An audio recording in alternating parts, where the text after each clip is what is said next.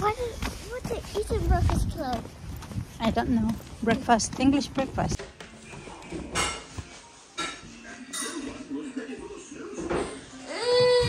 Oh.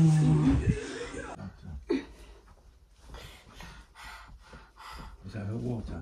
Yeah.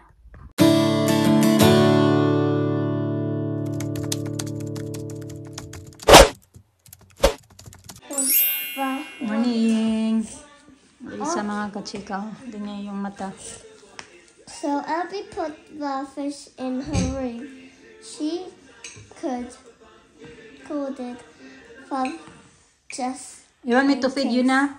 While waiting? Yeah. It started to go at.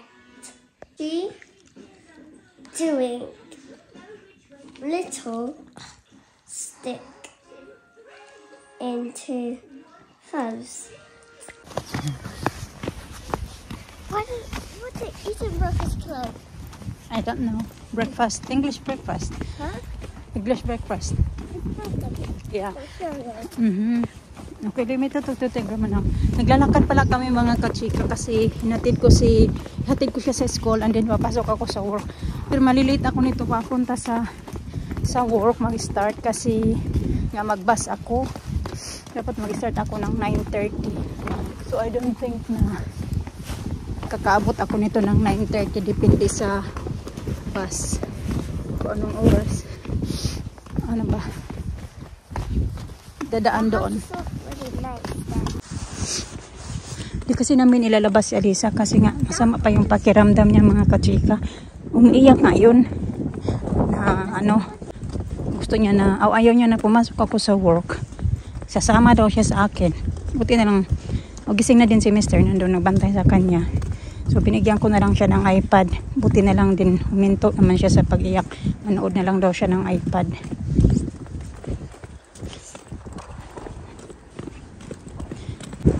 Diyan na sana yung bus mga kachika, pero yung kasunod na lang niyan yung sasakyan ko kasi kailangan ko pa i-drop si Alina sa school, di ba?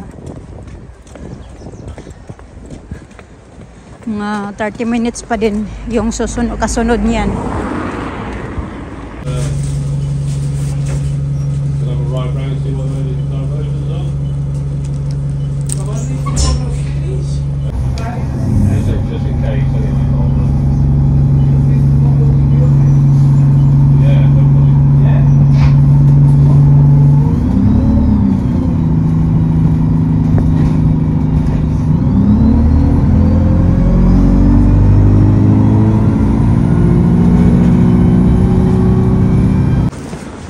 Madali na mga kachika, kabababa ko lang ang bus light kaya yung bus, pero papunta na kung kailangan ko maglakad kasi kung doon ako hinto may stoplight ako malilate. Sabi ko na dapat 9:30 ako mag-start, so sabi ko 15 minutes late ako, so kailangan nandoon ako by 9:45. Aray ko.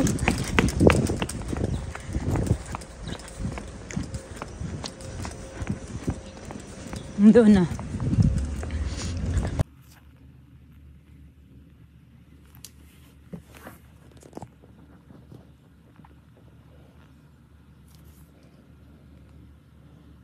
Punta na ako dyan sa bus stop mga kachika. Natawid lang ako dyan. Tapos may bus na. Kasi hindi naman yan yung sasakyan ko.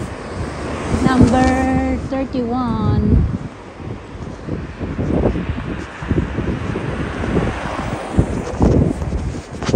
Number 22 naman yan.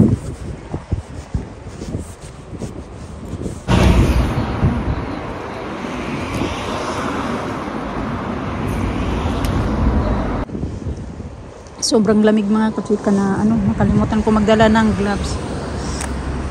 Pabalik na din pala yung bus. Dumaan na papunta doon dito. Papunta sa town yung bus. Tapos pabalik yung sasakyan.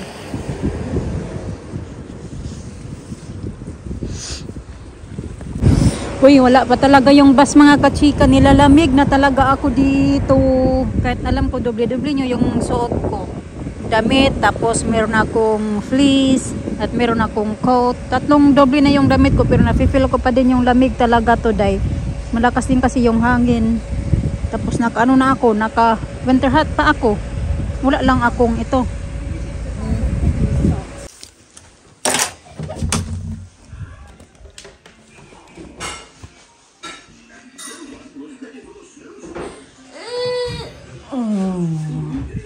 Oh, tuh.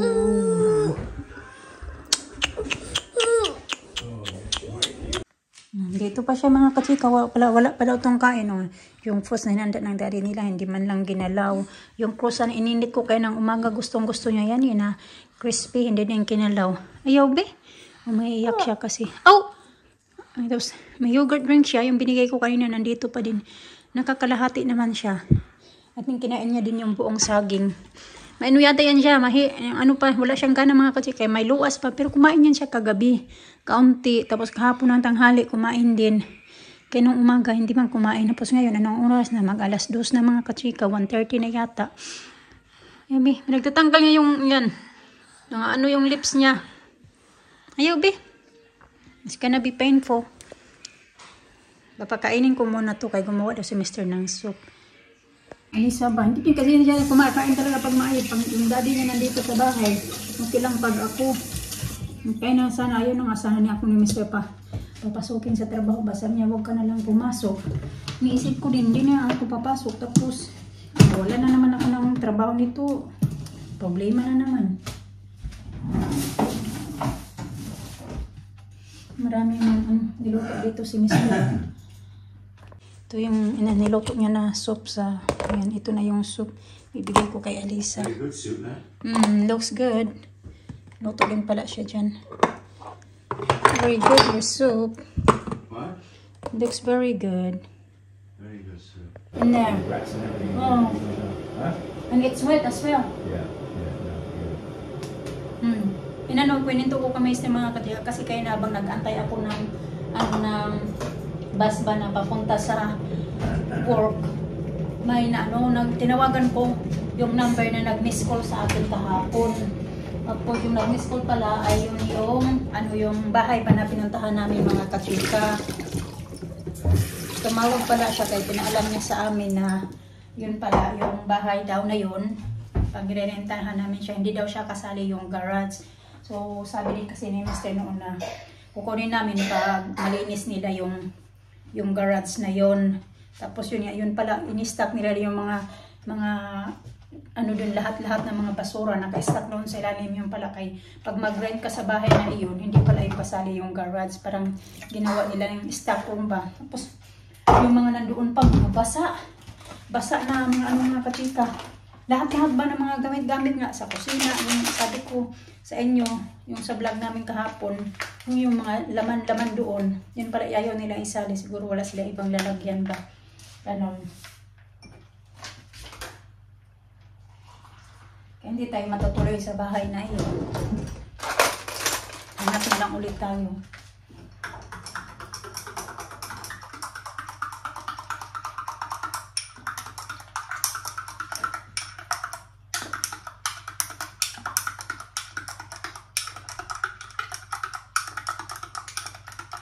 Timpla ako ng aking coffee mga kachika. Nagugutom ako ba? Pati lang may chocolate ako. Binili ko kayo na doon sa may post office kasi dumaan kami ni Alina doon. Binilhan ko siya ng candy. Sabi ko kasi na-promise kasi ako sa kanya gabi.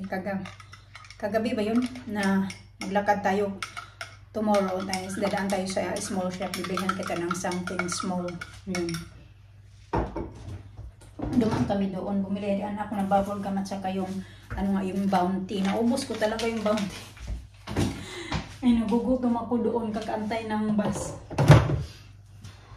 Pagkainin ko muna si Alisa mga kachika. Kinano ako kay Alisa ba? Nang problema ko kay Alisa. Initin ko muna to. Mag-init lang ako kaunti dito. Hindi ko na ulitin to lahat. Kasi kaunti lang naman. Yung medyo maanuhan lang ba yung mainit yung tiyan niya at saka malamanan kahit kaunti.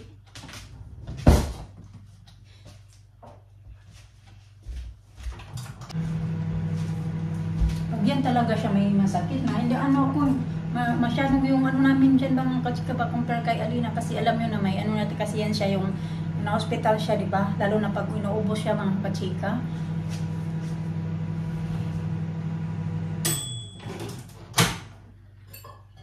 Natatakot kami ba?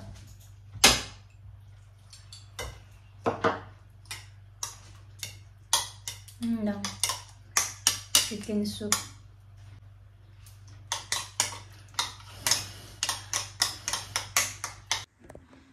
Tahiyaw na isa sa to. Tahiyaw sa tahiyaw. Tahiyaw. Tahiyaw. Tahiyaw man ang titata to. Oh. It's so heavy. Oh. You don't wanna get up? Huh? Don't wanna get up? Why? You wanna go with it? Hmm? You want to go with it? You just put like... You want to go? Huh? Dali, babe. Put your head up, babe. Put your head up like that. She don't wanna get up.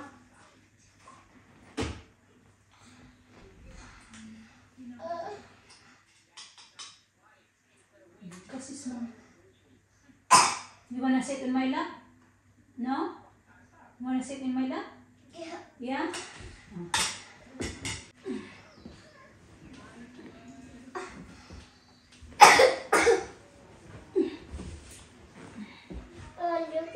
Oh, your yogurt drink. Tutoy. Dabi.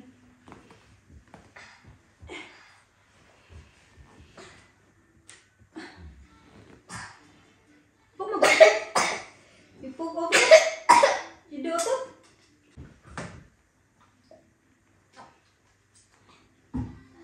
Tahiyaw man na isa sa ko. Tahiyaw man na. You wanna go with it? No? You wanna go with it? Okay, tara. Okay, sit properly. So. Linisan ko mga kachika kay papatulugin ko sana sus kay gihotoy sa ubo. Nagsuka tuloy. Ay, that kay it's cold. Keep this one. Okay, better? Yeah. Feel better? Yeah. Sinuka niya yung pinainom niya na yogurt. Yeah. Feel way.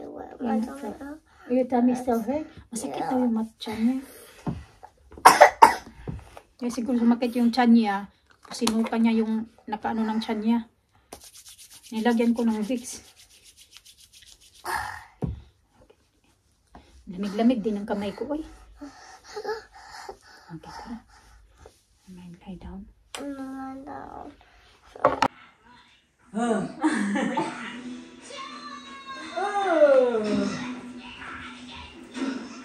Oh, you're not wearing this place. You have to wear proper clothes there, please. Then forget your pajama.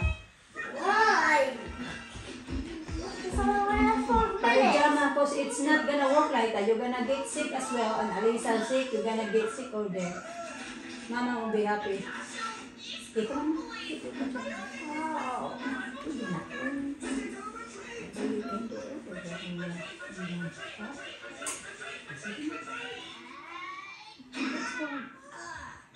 Look, I thought this is raspberry, but it's not raspberry. Oh, I thought this is grapes. I thought it's blueberries.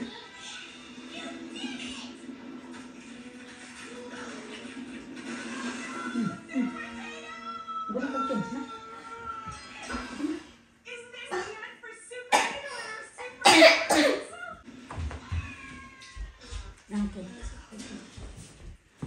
Wanted someone like you.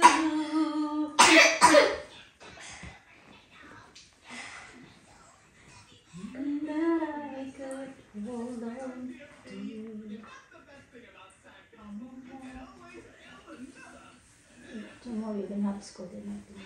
Oh yeah.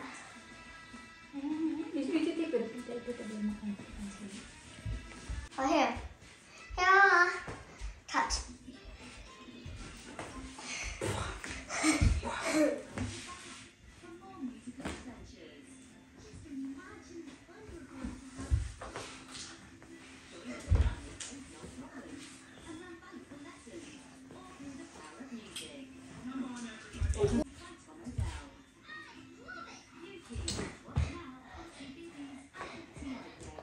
Very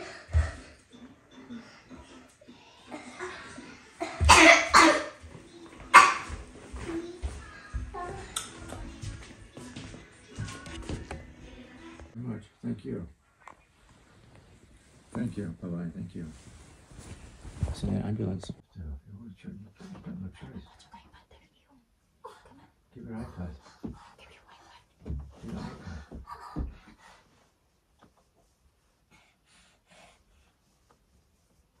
Wrap a blanket around her. Give me a blanket. Another one. Wrap a blanket around her. But it's not cold if it's too hot. It's cold down there, Jenny. Cozy anyway.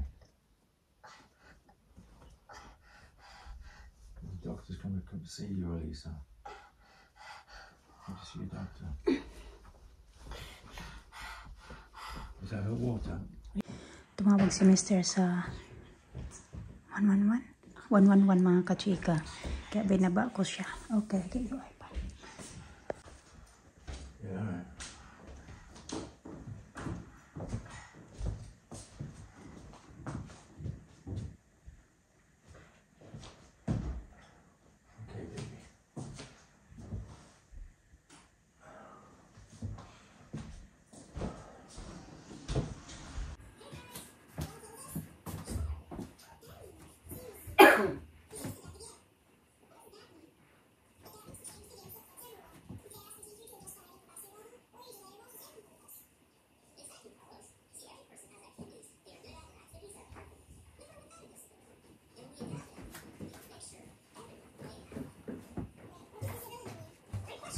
Okay, baby. I should have asked how long it's going to take. I'm going to close that door. It's cold. Yeah. Just put the light on. Huh? Just put the light. Yeah.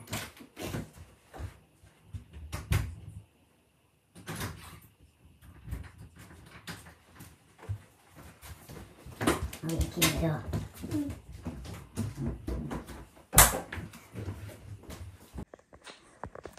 Pinanood ko lang muna ng iPad mga kachika kay ano siya, natulog yan siya eh. Nagising lang kasi gihotoy sa ubo.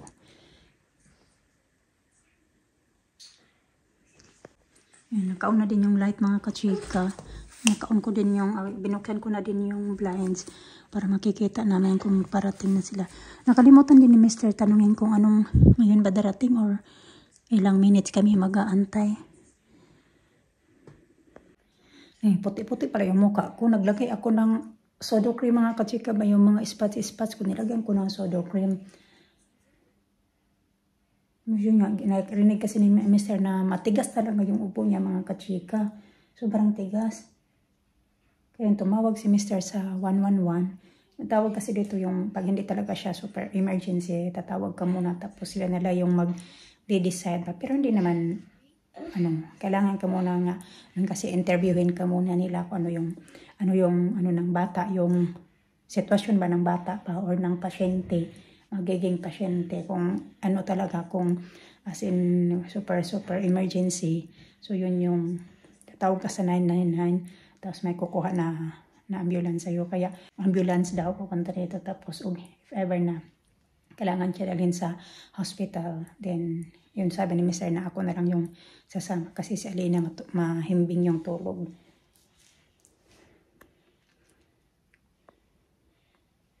Last time kasi di ba nung kami dinala namin siya sa hospital mga kachika, kasi yun siya yung ang tawag yan yung tumawag kami no ng din sa 111 tapos yun wala kasi yung available agad-agad na na ambulance na time, kaya kaming lahat ng pumunta noon sa hospital. Wala pa man mga kachika, mga 30 minutes na din simula noong natapos yung tawag nila. Pag-usap nila ni Mr. ba, ako nang sakit din ang ulo ko. How's her head now? Is she temperature? It could be hours. Hours? Oh. So we have to wait hours? No, not doing that.